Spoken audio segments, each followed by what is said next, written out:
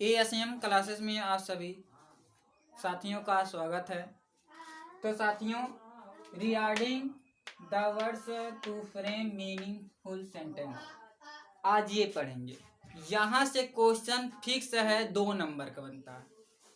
High school और आपके 9th class में ये फिक्स है। यहाँ से 2 नंबर ये नोट करके लिख लीजिए।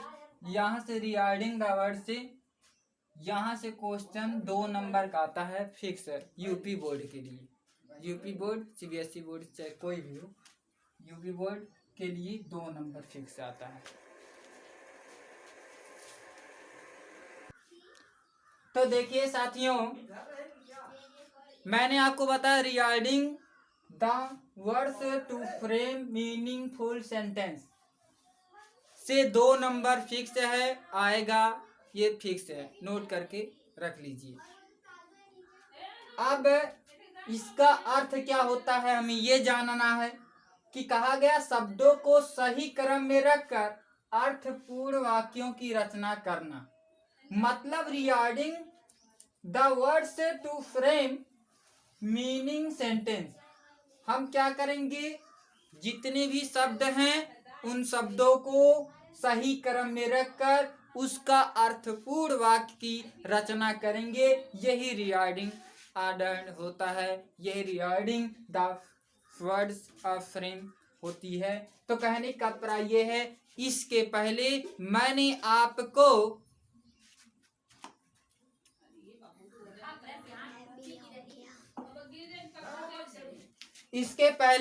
मैंने आपको सेंटेंस पढ़ाया। सेंटेंस में मैंने आपको बताया कि सेंटेंस के आप पढ़ चुके हैं कि वाक्य के 2 प्रमुख भाग होते हैं, अर्थात वाक्य को हम इंग्लिश में कहते हैं सेंटेंस। तो पहला सब्जेक्ट, दूसरा प्रेडिकेट, ये आप पढ़ चुके हैं। यहाँ से फिक्स है। अब इसकी जानकारी फुल हो गई है, तो अब यहाँ से चलते हैं। कहा गया साथ ही आप सब्जेक्ट तथा प्रेडिकेट के विभिन्न भाग का अध्ययन कर चुके हैं। उसी के आधार पर शब्दों को सही क्रम में रखकर सार्थक वाक्य की रचना करना ही रिगार्डिंग द वर्ड्स कहलाता है। मतलब ये अगर हम शब्दों को, किसको कहा गया, सब्जेक्ट तथा प्रेडिकेट के जो आपके भाग होते हैं उस शब्दों को अगर हम सही क्रम में रखकर सार्थक वाक्य की रचना करते हैं, यही आपका रिगार्डिंग द वर्ड्स कहलाता है। तो जैसे देखिए इसमें क्या है, it a was sight fine to see to. यहाँ देखिए क्या ये सही क्रम में है? अरे भाई नहीं है। क्यों? क्योंकि यहाँ देखिए इट है, फिर ए है, फिर वाज है, फिर साइट फाइंड ये मतलब कहने का प्राय ये है, ये सही क्रम में नहीं है, इसे हमें सही क्रम में करना है। जैसे देखिए कैसे करेंगे, तो यहाँ हो जाएगा इट और इट के बाद हम वाज लिखेंगे, तो इट वाज। क्योंकि मैंने आपको पढ़ा चुका हूँ कि सब्जेक्ट के कितने पार्ट होते हैं और प्रेडिकेट के कितने पार्ट होते हैं, और उसमें हम सभी को व्यवस्थित करना बताए हैं। तो इसका देखिए इट वाज, फिर उसके बाद ए फाइन साइट टू सी, इसका यही रिगार्डिंग द वर्ड्स होगा। यहाँ से 2 नंबर फिक्स है, आएगा। मतलब हम सही शब्दों, मतलब हमें शब्दों को सही क्रम में व्यवस्थित करना है। जैसे यहाँ मान लीजिए कोई एक वाक्य है, जैसे मैं कहूँ रवि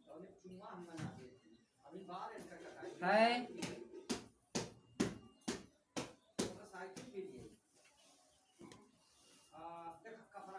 बाजार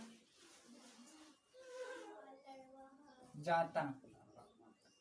अब आप यही देखिए क्या ये सही क्रम में है? नहीं, रवि है बाजार जाता, ये वाक्य नहीं सही है, तो हमें इसे सही क्रम में ऐसे सही क्रम में करना। रवि बाजार जाता है, यही आपका क्या हुआ, रीराइटिंग ऑर्डर हुआ। तो कहने का पर वो इंग्लिश में दिया रहेगा, उसे व्यवस्थित करना रहता है सही क्रम में। जैसे यहाँ रवि है बाजार जाता, ये सही क्रम में नहीं, इसे सही क्रम में व्यवस्थित कर दिया गया, रवि बाजार जाता है नियम के अनुसार। तो वही कहा गया, वही रीराइटिंग आता है। तो यहाँ से 2 नंबर फिक्स है। किस क्लास के लिए? 10th क्लास के लिए, 9th क्लास के लिए फिक्स आता है। यहाँ से 2 नंबर फिक्स है आपके इंग्लिश में। इंग्लिश सब्जेक्ट में जरूर 2 नंबर का आएगा।